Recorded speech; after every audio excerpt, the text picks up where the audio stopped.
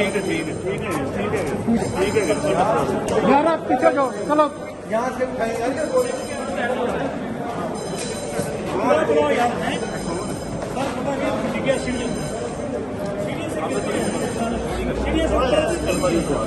अरे जो इकबाल साहब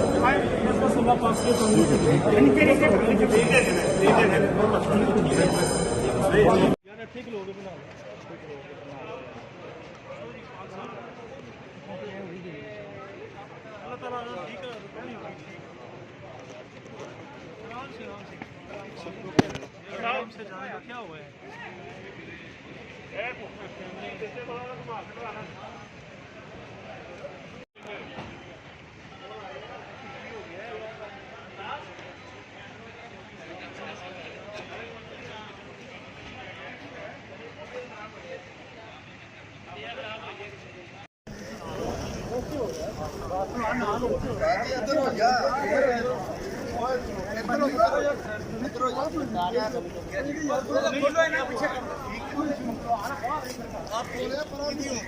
नहीं जी